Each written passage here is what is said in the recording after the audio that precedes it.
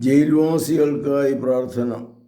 തടവുകാർക്ക് മോചനവും രോഗികൾക്ക് സൗഖ്യവും നൽകുന്നവനും എല്ലാവരെയും സുവിശേഷം അറിയിക്കുന്നവനുമായി മനുഷ്യനായി അവതരിച്ച യേശുനാഥ, അങ്ങയെ ഞങ്ങൾ ആരാധിക്കുന്നു. ഞങ്ങൾക്ക് നൽകിയ അനുഗ്രഹങ്ങൾക്ക് ഞങ്ങൾ നന്ദി പറയുന്നു.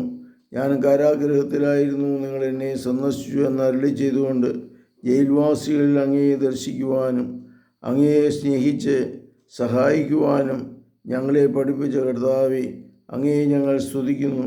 ലോകമെങ്ങുമുള്ള ജയിലുകളിൽ കഴിയുന്ന എല്ലാവരെയും ഞങ്ങൾ അങ്ങേക്ക് കാഴ്ചവെക്കുന്നു. തങ്ങളുടെ തെറ്റുകളെക്കുറിച്ച് മനസ്തപിക്കുവാനും മാനസാന്തരപ്പെട്ട് നല്ല ജീവിതം നയിക്കുവാനുള്ള കൃപാവരം അവർക്ക് നൽകണമേ.